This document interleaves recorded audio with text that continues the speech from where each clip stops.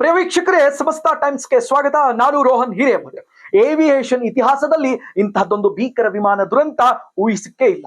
ಸಾಮಾನ್ಯವಾಗಿ ನಾವು ಎಲ್ಲರಿಗೂ ವಿಮಾನ ಪ್ರಯಾಣವನ್ನು ಅತ್ಯಂತ ಸುರಕ್ಷಿತ ಎಂಬ ದೃಷ್ಟಿಯಿಂದ ಪರಿಗಣಿಸ್ತೇವೆ. ರಸ್ತೆ, ರೈಲು ಅಥವಾ ಜಲಮಾರ್ಗದಲ್ಲಿ ಸಂಭವಿಸುವ ಅಪಘಾತಗಳ ಬಗ್ಗೆ ನಾವು ಪದೇ ಪದೇ ಕೇಳ್ತಾ ಇರ್ತೇವೆ. ಆದ್ರೆ ವಿಮಾನ ಪ್ರಯಾಣ ಎಂದ್ರೆ ತುಂಬಾ ಸುರಕ್ಷಿತ ಎಂದ ನಂಬಿಕೆ ಇತ್ತು. ಆ ನಂಬಿಕೆಗೆ ಈಗ ತೀವ್ರ ಹೊಡೆತ ಬಿದ್ದಂತಾಗಿ ಹೋಗಿದೆ. ಈ ಭೀಕರ ಅವಘಡದಲ್ಲಿ ಹಲವಾರು ತಮ್ಮ ಪ್ರೀತಿ ಪಾತ್ರರನ್ನ, ಇಡೀ ಕುಟುಂಬವನ್ನ ಕಳೆದುಕೊಂಡಿದ್ದಾರೆ. ಕೆಲವರು ತಮ್ಮ ಜೀವನದ ಕನಸುಗಳನ್ನು ಹೋಗ್ತಾ ಇದ್ದಂತಹ ಲಂಡನ್ ಕಡೆಗೆ ಮೊದಲ ಬಾರಿಗೆ ಪ್ರಯಾಣ ಬೆಳೆಸಿದವರು, ಅವರ ಕನಸುಗಳು ನುಚ್ಚು ನೂರಾಗಿ ಹೋಗಿವೆ. ಈ ಮಧ್ಯೆ ಎಲ್ಲಾ ಕನಸುಗಳು ಮುಕ್ತಾಯಗೊಂಡಿವೆ. ಅದರಲ್ಲೂ ಕೂಡ ಮಾಜಿ ಮುಖ್ಯಮಂತ್ರಿಗಳಾದಂತಹ ಗಣ್ಯ ವ್ಯಕ್ತಿಗಳು ತಮ್ಮ ಪ್ರಾಣವನ್ನ ಚೆಲ್ಲಿದ್ದಾರೆ. ಈ ಎಲ್ಲಾ ದುಃಖದ ಬೆಳವಣಿಗೆ ನಡುವೆಯೂ ಕೂಡ ಒಂದು ಪವಾಡಿಸುವ ದೃಶ್ಯ ನಡೆದು ಹೋಗಿದೆ. ವಿಮಾನದಲ್ಲಿ ಇದ್ದಂತಹ ಪ್ರಯಾಣಿಕ ಓರ್ವ ಬದುಕುಳಿದಿದ್ವೇ ಪವಾಡವಾಗಿ ಹೋಗಿದೆ. ಅದು ಹಣೆ ಬರಹ ಅಂತಾನೆ ಹೇಳಬಹುದು. ಹೀಗಾಗಿ ಈ ಭೀಕರ ದುರಂತಕ್ಕೆ ಈಗಾಗಲೇ ಏನೆಲ್ಲ ಬೆಳವಣಿಗೆ ಆಗಲಿದೆ, ಈ ಬಗ್ಗೆ ಸಂಬಂಧಪಟ್ಟಾಗೆ ಅಪಘಾತಕ್ಕೆ ಸಂಬಂಧಪಟ್ಟಂತೆ ಎಲ್ಲಾ ವಿಷಯಗಳು ಈಗಾಗಲೇ ನಮ್ಮ ವೀಕ್ಷಕರಿಗೆ ಗೊತ್ತಿರೋ ವಿಚಾರ. ಹಾಗಾದ್ರೆ ಇಲ್ಲಿ ಒಂದು ಇತಿಹಾಸದಲ್ಲಿ 7 ಪ್ರಮುಖ ವಿಮಾನ ದುರಂತಗಳ ಬಗ್ಗೆ ನೋಡೋದಾದ್ರೆ ಬನ್ನಿ ಯಾವ್ದಂತ ನೋಡ್ಕೊಂಡು ಬರೋಣ. ಇನ್ನು 1977 ಟೆನರಿಫ್ ದುರಂತ. ಸ್ಪೇನ್ ರನ್ವೇ ವೇಗದಲ್ಲಿ 2 ವಿಮಾನಗಳು ಮುಖಾಮುಖಿ ಡಿಕ್ಕಿ ಹೊಡೆದ ಘಟನೆ. KLM 4805 ಮತ್ತು ಫ್ಯಾನ್ ಆಫ್ ಆಗಿ 1736 ನಡುವೆ ನಡೆದ ಅಪಘಾತದಲ್ಲಿ 583 ಮಂದಿ ಸಾವಿಗೀಡಾಗಿದ್ದಾರೆ.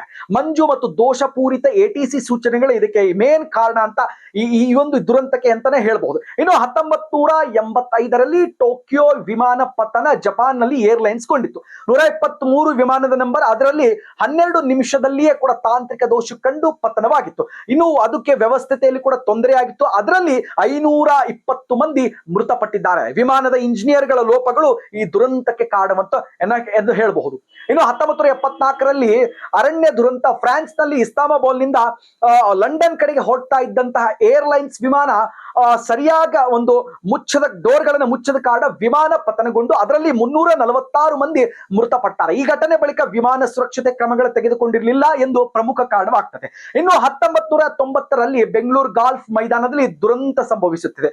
ಮುಂಬೈಯಿಂದ ಬೆಂಗಳೂರು ಕಡೆಗೆ ಬರ್ತಾ ಇದ್ದಂತಹ ವಿಮಾನ ಅಚಾತುರ್ಯದಿಂದ ಗಾಲ್ಫ್ ಮೈದಾನದಲ್ಲಿ ಪತನಗೊಂಡುತ್ತೆ. ಇನ್ನು ಬೆಂಕಿ ಹತ್ತಿ ಪರಿಣಾಮ 92 ಮಂದಿ ಸಾವನ್ನಪ್ಪಿ ಇದು ಬೆಂಗಳೂರಿನ ಈ ವಿಮಾನ ಇತಿಹಾಸದಲ್ಲೇ ಭೀಕರ ಘಟನೆ ಆಗಿ ಉಳಿದು ಹೋಗುತ್ತೆ. ಇನ್ನು 1996ರ ಚರಾಕಿ ದಾದರಿ ಮಿಡ್ ಏರ್ ಕ್ರಾಶ್.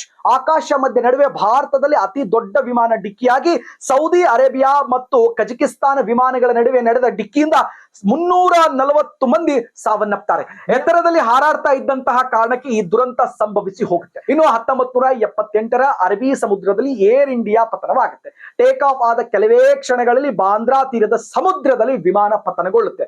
ತಾಂತ್ರಿಕ ದೋಷ ಮತ್ತು ಪೈಲಟ್ ಗೊಂದಲಗಳು ಕಾರಣವಾಗುತ್ತೆ ಮತ್ತು ಇದರಲ್ಲಿ 213 ಮಂದಿ ಸಜೀವವಾಗಿ ಜೀವವನ್ನ ಕಳೆದುಕೊಳ್ತಾರೆ. ಇನ್ನು 2010ರಲ್ಲಿ ಮಂಗಳೂರು ವಿಮಾನ ದುರಂತ. ಭಾರತದಿಂದ ದುಬೈಗೆ ಹೋಗ್ತಾ ಇದ್ದಂತಹ ಮಂಗಳೂರಿಗೆ ಬರ್ತಾ ಇದ್ದಂತ ಏರ್ ಇಂಡಿಯಾ ಎಕ್ಸ್ಪ್ರೆಸ್ ಒಂದು ರನ್ವೇದಲ್ಲಿ ಲ್ಯಾಂಡ್ ಆಗ್ತಾ ಇದ್ದಂತ ನಿಯಂತ್ರಣಕ್ಕೆ ತಪ್ಪಿ ಪ್ರಯಾಣಿಕರಿಗೆ ಬಿದ್ದು 158 ಮಂದಿ ಮೃತಪಡ್ತಾರೆ. ಇದು ಭಾರತದ ಇತಿಹಾಸದಲ್ಲೇ ಭೀಕರ ದುರಂತದಲ್ಲಿ ಪ್ರಮುಖವಾಗಿದೆ.